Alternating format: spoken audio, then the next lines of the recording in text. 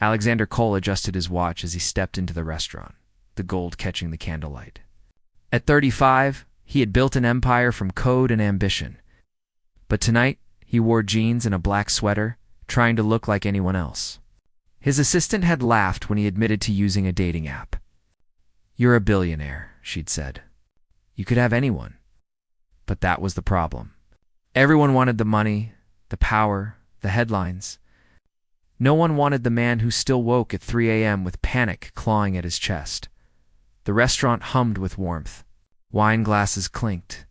Laughter floated between tables. He scanned the room, searching for the woman from the profile. The one who quoted Virginia Woolf instead of posting gym selfies. The one whose eyes looked tired but kind. Then he saw her. She sat alone in a corner booth, absently tracing the rim of her water glass, her cream sweater soft against the dim lighting. Dark hair fell past her shoulders. She looked lost in thought, beautiful in an understated way that made his breath catch. But something was wrong. He knew that face. Recognition hit him like ice water. Clara Bennett, marketing associate. 3rd floor. He'd walked past her desk 100 times. She always kept her head down, buried in spreadsheets, a potted succulent by her keyboard. His heart hammered. This couldn't be her. But it was. She hadn't noticed him yet. He could leave. Pretend this never happened. But his feet carried him forward, pulled by something he couldn't name. When she looked up, her eyes went wide. The color drained from her face. "Mr. Cole." Her voice was barely a whisper. He watched her throat move as she swallowed, watched her fingers grip the table edge like she might fall. "May I sit down?" he asked quietly. She stared at him, frozen, her lips parted in shock. Around them, the restaurant continued its oblivious dance. But in this corner booth, the world had stopped spinning. "This can't be happening," she breathed. He slid into the seat across from her anyway, his pulse racing beneath his calm exterior. For a long moment, neither spoke. The air between them crackled with impossibility. "You're the one from the app," she finally said, her voice shaking. "The messages. That was you. Yes, you're my boss. Yes." She pressed her hands flat against the table, as if grounding herself. "Why? Why would you do this?" Alexander leaned forward, his voice low and raw. "Because I'm tired of being alone in rooms full of people. Because I wanted someone to see me, not my net worth. Because your profile said you believe damaged things can still be beautiful, and I needed to know if you meant it." Her breath hitched. Something flickered in her eyes, fear and recognition, and something deeper. "I don't understand," she whispered. "I know, but I'm asking you to stay anyway." Clara's hands trembled. She reached for her bag, then stopped. Her eyes searched his face, looking for lies, for games, for the trap she knew must be waiting. "If anyone finds out," she said carefully, "I'll lose my job. My reputation, everything, then we'll be careful. Careful." Her laugh was bitter. "You're Alexander Cole. There's no such thing as careful with you." He didn't flinch. "You're right, which is why I'm telling you the truth now. I want to know you, Clara, the real you. Not the employee who keeps her head down. The woman who reads Woolf at 2 a.m. and believes broken things can heal." Tears pricked her eyes. She looked away, blinking them back. "This is insane," she whispered. "I know." The waiter appeared with menus. Alexander ordered for both of them without breaking eye contact, his voice steady and sure. When they were alone again, Clara finally spoke. "You don't know me? You don't know what I've been through? The mistakes I've made? Then tell me." "You'll run. Try me." The challenge hung between them. Clara's jaw tightened. Something dark passed over her face, a shadow of old pain. "I had a daughter," she said quietly. 3 years ago. She was 2 months old when she died, Sids. I woke up one morning and she was gone." Alexander's chest constricted. The rawness in her voice cut through him. "I'm sorry," he said, and meant it. "My husband blamed me. Said I should have checked on her more. Watched her closer. We divorced 6 months later. I moved to New York to disappear." She looked at him with hollow eyes. I'm not the woman you think I am. I'm a ghost pretending to be alive." A silence settled over them, heavy and sacred. Alexander reached across the table slowly, giving her time to pull away. But she didn't. His fingers brushed hers, warm and solid. "I know about ghosts," he said softly. "I know about pretending." Before she could respond, his phone buzzed. He glanced at the screen and his face went pale. "What is it?" Clara asked. He looked up at her, his expression suddenly guarded. "Nothing. Just work." But she saw the lie in his eyes. And for the first time since he'd sat down, she wondered what secrets he was hiding to. 3 weeks passed, like a fever dream. They met in hidden corners of the city. Coffee shops in Brooklyn where no one from the company ventured. Late-night walks through Central Park where streetlights cast long shadows. Each meeting felt stolen, dangerous, electric. Clara told herself it was temporary, a distraction, a way to feel something other than the numbness that had haunted her since her daughter's death. But when Alexander looked at her, really looked at her, she felt seen in a way that terrified her. At work, they played strangers. She kept her head down at her desk. He delivered quarterly reports from across the conference room. But sometimes their eyes met through glass walls, and the air between them crackled with unspoken words. One Friday evening, she stayed late to finish a presentation. The office was empty, fluorescent lights humming above abandoned desks. She didn't hear him approach until his reflection appeared in her computer screen. "You're still here," he said quietly. She spun in her chair. "I could say the same to you," he smiled, but it didn't reach his eyes. He looked exhausted, shadows beneath his eyes deeper than usual. "Come with me." "Where?" "Somewhere we don't have to hide." She hesitated. Every instinct screamed danger, but she saved her work, grabbed her coat, and followed him anyway. His car waited in the underground garage. Not the town car with a driver, but a midnight blue Porsche he drove himself. They sped through the city as rain began to fall, drops streaking the windows like tears. "Where are we going?" she asked. "You'll see." They drove north, away from Manhattan's glow, into quieter neighborhoods where houses had yards and families lived normal lives. He pulled up to a modest brownstone, lights off, windows dark. "What is this place?" Clara asked as they stood on the sidewalk. Rain soaking through their clothes. Alexander stared at the house, his jaw tight. "It's where I grew up." She waited, sensing the weight of what he wasn't saying. "My mother died when I was 7, he continued, voice flat. "My father raised me alone. He was a janitor, worked 3 jobs to keep this house. He wanted me to have more than he did." Paused. "I was 22 when I sold my first company for $8 million. I bought him a new house, better neighborhood, told him to retire. He had a heart attack 3 months later. Doctor said it was stress. Years of overwork catching up to him." Claire's throat tightened. "He died thinking I'd made it, that I was happy. But I wasn't. I was terrified. I built companies because I didn't know how to build a life. I made billions because I didn't know how to make a home." He turned to her, rain running down his face. "Until you." She couldn't breathe. The confession hung between them, raw and vulnerable. "Alexander?" she whispered. He stepped closer. "I know this is wrong. I know the power dynamic makes this impossible. But I can't stop thinking about you. I don't want to." Rain fell harder. Thunder rumbled in the distance. Clara's heart hammered against her ribs.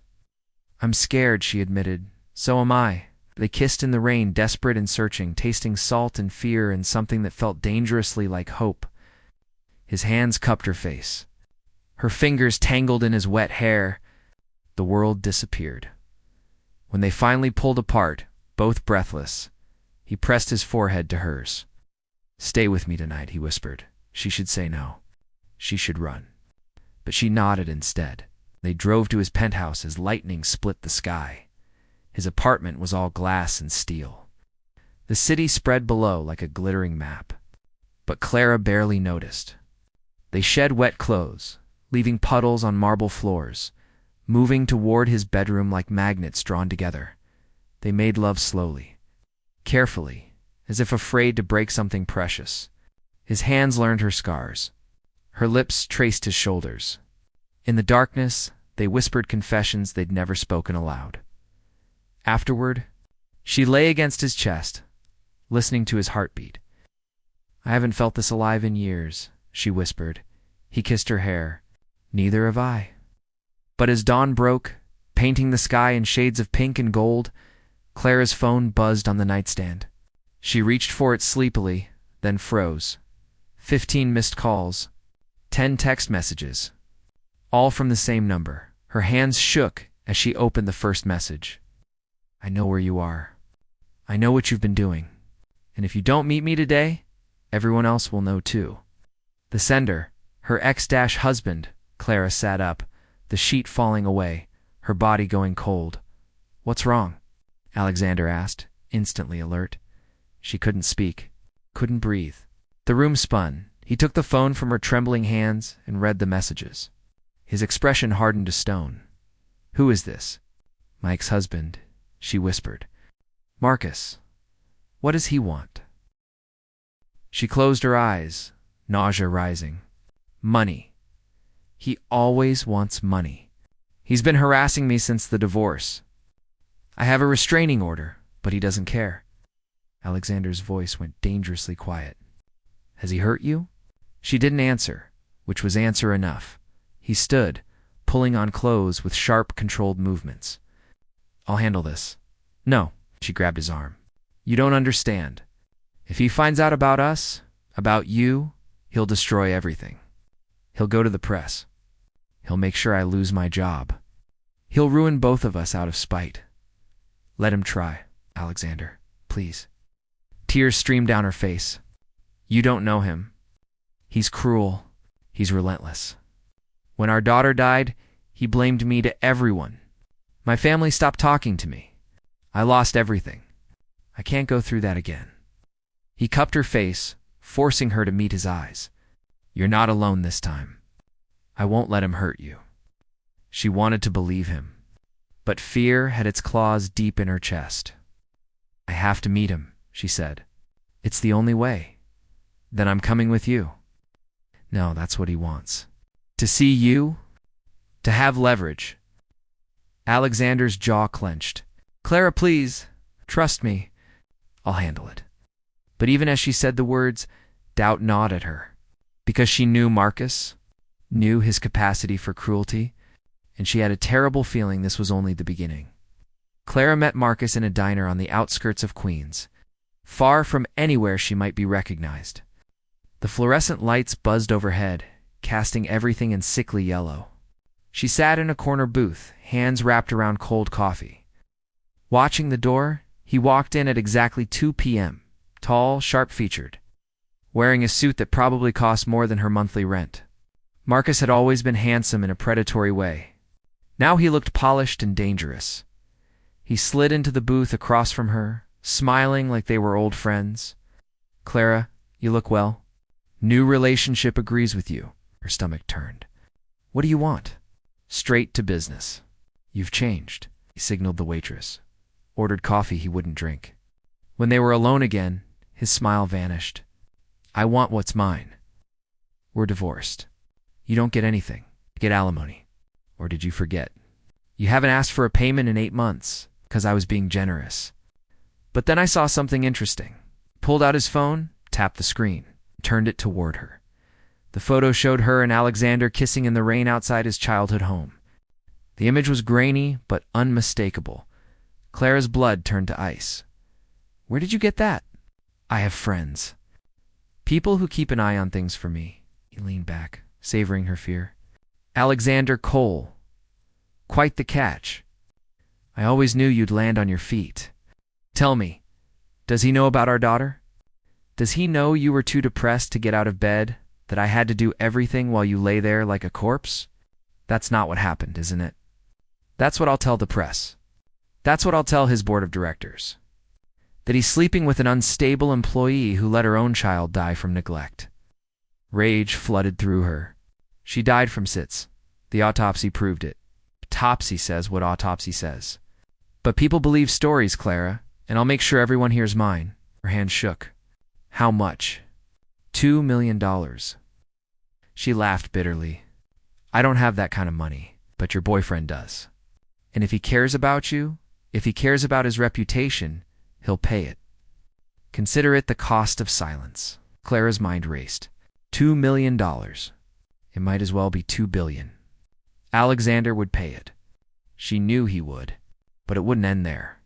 Marcus would come back for more. He always did. And if I refuse? She asked quietly. His smile was venomous.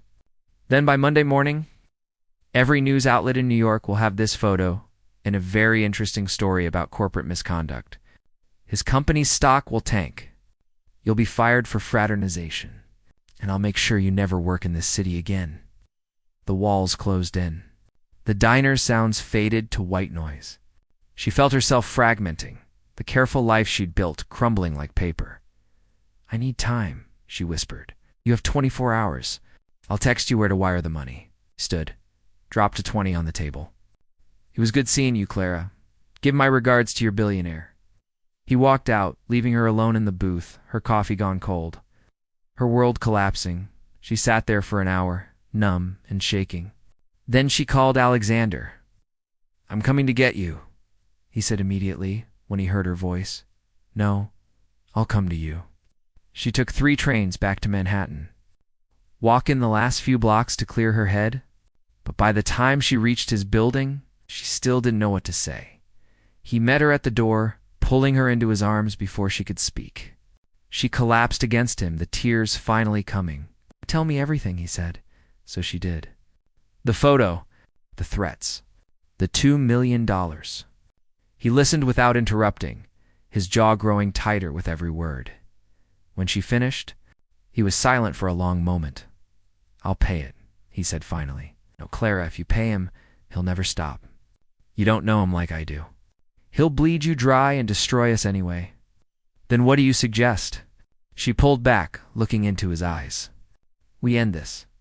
Now, we go back to being boss and employee. We pretend this never happened. He has no story if there's nothing between us. Pain flashed across his face. You're asking me to walk away? I'm asking you to save yourself. I don't want to save myself. I want you. You can't have both. The words hung between them like broken glass. Alexander turned away, his hands clenched into fists. There has to be another way, he said. There isn't. He spun back to face her. I have lawyers, security, resources. We can fight him and drag this through the courts. Through the media. You'll lose everything you've built. Your reputation, your company. All because of me, you're worth it. The certainty in his voice broke something inside her. She crossed to him, taking his face in her hands. No, I'm not, and you know it. Before he could argue, her phone buzzed. Another message from Marcus. Clock's ticking. Make the right choice. Clara closed her eyes. Then she made a decision that would haunt her forever. I'm going to give him what he wants, she said quietly. The money? No, a story he can sell. She looked at Alexander, her heart shattering. I'm going to tell him that I seduced you, that I targeted you deliberately, used the dating app to get close to you, that everything between us was calculated, a gold digger scheme. Clara, no, it's the only way. He'll have his story. But it won't destroy you. It'll destroy me instead. I won't let you do this. It's not your choice. She pulled away from him, grabbing her coat, but Alexander caught her wrist. If you walk out that door, he said, his voice breaking, if you do this, I'll fight back. I'll tell everyone the truth. I'll burn everything down before I let you sacrifice yourself for me. She looked at him, memorizing every detail of his face. The man who'd seen her, who'd made her feel alive again, who'd given her 3 perfect weeks before reality crashed back in. Then I guess we're both damned, she whispered, and she walked out. She made it to the elevator before her knees gave out. She sank to the floor, sobbing into her hands. The doors closing on the only happiness she'd felt in years. Her phone buzzed again. But this time it wasn't Marcus. It was a video file from an unknown number, with shaking hands. She opened it. The footage showed Alexander in his office 2 days ago, meeting with a woman Clara didn't recognize, They spoke in low tones. Then the woman handed him a folder. Clara couldn't hear the words, but she saw Alexander's expression. Guilt, fear, something dark and desperate. The video ended. A text appeared below it. Did your boyfriend tell you about his insider trading investigation? Or that he's about to lose everything? You're not the only one with secrets, Clara. Check the news tomorrow. This is just the beginning. The sender. Marcus. But how did he know? How did he get this footage? Clara's blood ran cold as understanding dawned. Someone was feeding Marcus's information. Someone with access to Alexander's office, his life, his secrets, someone Alexander trusted. Clara stood frozen in the elevator, the video playing on repeat in her mind. Insider trading, investigation. Someone inside feeding Marcus's information. The pieces clicked together with sickening clarity. The elevator doors opened. She stumbled into the lobby, her phone clutched in her trembling hand. She had to warn Alexander. Had to tell him someone had betrayed him. But first, she needed to know who. She took a cab back to the office building, using her key card to enter the empty Saturday stillness. The floors were dark except for emergency lighting. Her footsteps echoed on marble as she rode the elevator to the executive level. Alexander's office was locked, but she knew the code. He'd given it to her 2 weeks ago, a gesture of trust she'd thought was romantic. Now it felt like a loaded gun. Inside, his desk was pristine, computer locked. But the filing cabinet behind his chair was slightly ajar. Clara's hands shook as she opened it. Folders, contracts, legal documents. Then she found it. A file labeled SEC Inquiry dated 3 months ago. Her stomach dropped. 3 months. Before they'd matched on the app. Before any of this began, she pulled out the documents, scanning them under the dim light from the window. Securities fraud. Allegations of insider trading during a merger last year. Millions in illegal profits. A whistleblower had come forward, but the next page made her blood freeze. The whistleblower's name. Jessica Chen. Clara knew that name. Alexander's executive assistant. The woman who'd laughed when he admitted to using a dating app. The woman who knew his schedule, his passwords, his secrets. The woman who'd betrayed him. Clara's phone buzzed. Alexander calling. She answered with shaking hands. Where are you? His voice was frantic. You can't just leave like that. We need to talk about this. I'm in your office. Silence. Then why? Marcus sent me a video. About the SEC investigation. About Jessica. She heard a sharp intake of breath. Alexander? He knows everything. But how? Unless Jessica told him. His voice went flat. She's been sleeping with him for 6 months. The words hit like a physical blow. What? I found out 2 days ago. My security team traced the leak to her. She's been feeding him information, sabotaging deals, setting me up. I was going to fire her Monday, but I needed evidence that would hold up in court. Clara's mind reeled. Why would she do this? Because I rejected her. The words came out bitter. 3 years ago, she came on to me. I turned her down professionally. Apparently, she's been waiting for revenge ever since. When Marcus approached her, offered her money to destroy me, she jumped at the chance. And me? The dating app. That part was real, Clara. I swear to you. Jessica didn't know about it until after we matched. But once she found out, she told Marcus, gave him everything he needed to blackmail you, to manipulate both of us. Clara sank into his chair, the weight of it crushing her. They've been playing us from the start, yes. So what now? Now I fight. I have evidence against Jessica. Her emails, recordings, transfers. She's going down. And I'm taking Marcus with her, and us. Her voice broke on the word. Silence stretched. Then, there is no us, Clara. Not anymore. They made sure of that. Tears streamed down her face. I'm sorry. I should never have, don't. His voice cracked. Don't apologize for making me feel alive again. Even if it ends like this. She heard voices in the background. Footsteps. Then his tone shifted, became urgent. Clara, listen to me. Jessica just walked into the building. My security flagged her. She's coming for the evidence in my office. You need to get out of there now. What? Why would she? Because she knows I'm onto her. She's desperate. And desperate people are dangerous. Clara's heart hammered. She looked at the filing cabinet, then at the office door. I have the file. The SEC documents. I can take them. No, leave them. Just get out. Get out if I take them. You lose your evidence against her. I have copies. Clara, please, just go. But it was too late. The office door opened. Jessica stood in the threshold, perfectly composed in designer heels and a cold smile. Clara Bennett, she said softly, I was hoping you'd be here. Clara stood, backing toward the window. Alexander knows everything. I'm counting on it. Jessica stepped inside, closing the door behind her. That's the beauty of this. He knows I betrayed him, but he can't prove it without those files. She gestured to the cabinet. The ones you're currently stealing?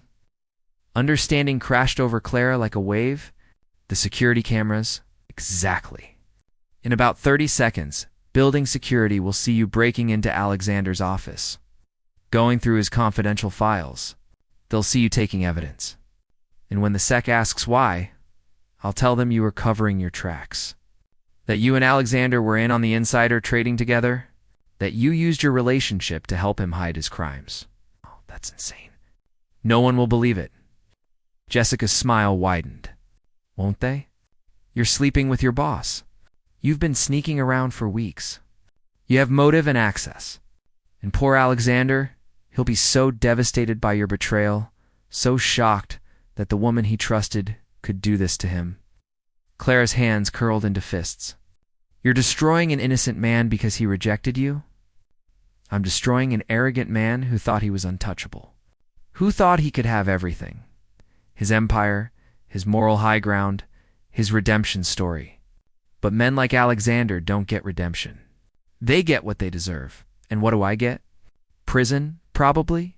But that depends on your next choice. Clara's mind raced. Security would be here in seconds. If they found her with the files, everything Jessica said would look true. Alexander would lose everything trying to defend her. His company, his freedom, his life.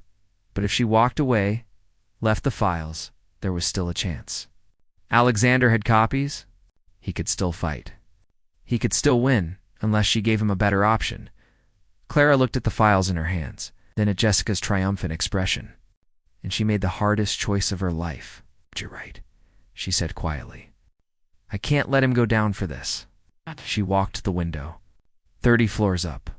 Glass and steel and empty air. Clara, what are you doing? Jessica's voice lost its confidence. Clara opened the window.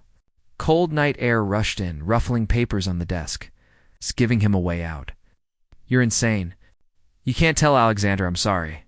Tell him it was all real. She climbed onto the ledge. Jessica lunged forward. Stop. You don't have to, but Clara wasn't listening. She thought of her daughter. Of the life she'd lost. Of the years spent as a ghost. Alexander had given her 3 weeks of feeling human again. That was more than she dared hope for. If she died, the story died with her. Jessica had no leverage. Marcus had no blackmail. Alexander would be free to fight back without worrying about protecting her. Her phone rang. Alexander, she answered, holding it to her ear as wind whipped her hair. Clara, where are you? Security is on their way. I love you, she said simply. I need you to know that. What? Clara, what's happening? Thank you for seeing me. For 3 perfect weeks. For making me feel alive. Clara, don't win Alexander. Destroy them. And find someone who deserves you. I don't want someone else. I want you. Please, just tell me where you are. She looked down at the street far below. Cars like toys. People like ants. The city that had swallowed her whole 3 years ago, ready to take her back. I'm exactly where I need to be. Behind her, Jessica screamed for security. Footsteps pounded in the hallway. Clara closed her eyes and stepped forward into the empty. Ere Clara's foot left the ledge, for one infinite moment, She hung suspended between earth and sky, gravity reaching up to claim her. The city lights blurred into streaks of gold and white. The wind screamed in her ears. Then something caught her wrist. Hard. Unyielding. She slammed back against the building, the impact knocking the air from her lungs. Strong arms wrapped around her, dragging her inside. Both of them collapsing onto the office floor in a tangle of limbs. She gasped for breath, her heart hammering. Above her, Alexander's face appeared, wild-eyed and terrified, his hand still gripping her wrist like he'd never let go. "What the hell were you thinking?" he shouted, his voice breaking. "I was saving you," she choked out. "By killing yourself?" "That's not saving, Clara. That's giving up." Behind him, Jessica stood frozen in shock, her perfect composure shattered. Security guards filled the doorway, hands on their radios, faces pale. Alexander didn't look at them. His eyes never left Clara's face.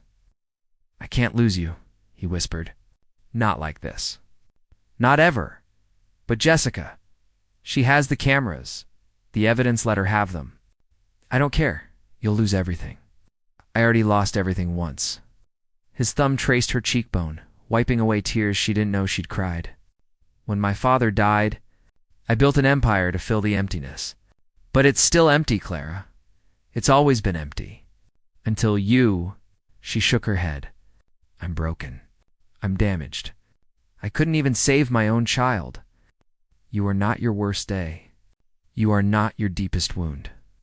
You are the woman who reads Wolf at 2 a.m. and believes broken things can heal. You are everything I've been searching for without knowing it." Alexander, he pulled her to her feet, turning to face Jessica and the security guards who stood uncertainly in the doorway. "Call the police," he said calmly. "Tell them Jessica Chen has been embezzling company funds, selling trade secrets, and conspiring to commit fraud. I have recordings of her meetings with Marcus Bennett. I have bank transfers. I have everything." Jessica's face went white. "You're bluffing." "Am I?" He pulled out his phone, tapped the screen. His lawyer's voice filled the office. "Alexander." "We've compiled everything." Jessica's communications with Marcus Bennett spanned 6 months. She accepted over $200,000 in payments.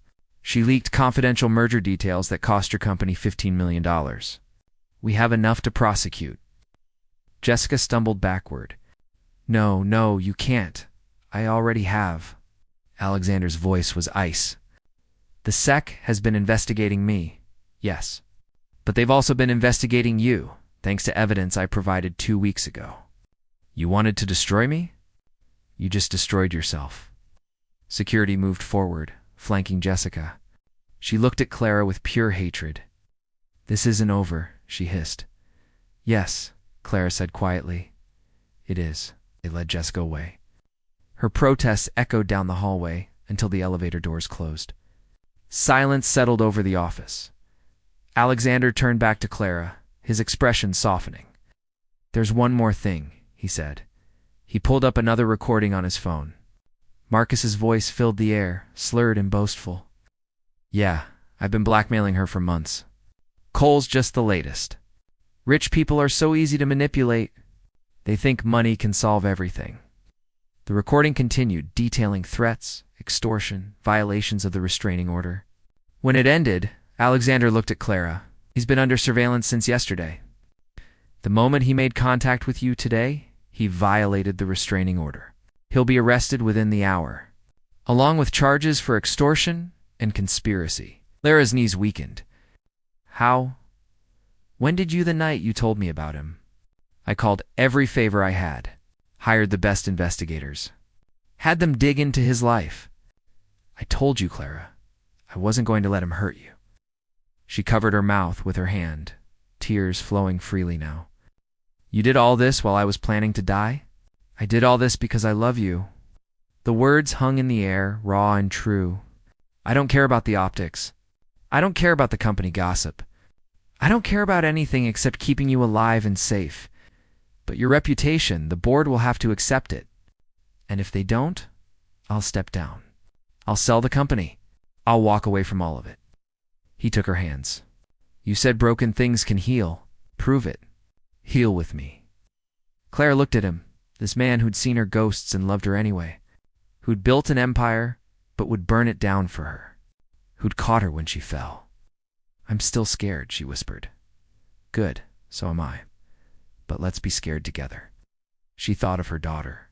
Of the guilt she'd carried like a stone in her chest. Of the years spent punishing herself for a tragedy she couldn't prevent. And for the first time since that terrible morning, she felt something other than pain. She felt permission to live. "I love you too," she said. "God help me, but I do." He pulled her close. And they stood there in his office as dawn broke over the city, holding each other while the world reset itself around them. 3 months later, Clara stood in front of the company at an all-hands meeting. Alexander had insisted on transparency. No more hiding. No more secrets. She told them everything. The dating app. The relationship. The blackmail. Her daughter. Her grief. Her mistakes. When she finished, silence filled the conference room. She waited for judgment, for disgust, for rejection. Then someone started clapping. Then another. Then the whole room erupted in applause. Afterward, a young woman approached her in the hallway, tears in her eyes. "Thank you," the woman said. "My son died last year. Everyone tells me to move on. But you showed me it's okay to carry the grief and still choose to live."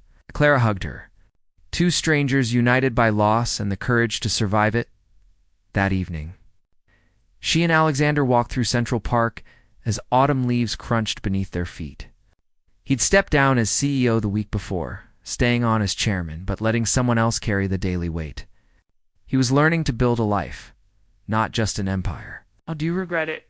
Clara asked. "Giving up control?" "Not for a second." He squeezed her hand. "I spent 15 years building something I thought would make me whole, but it never did.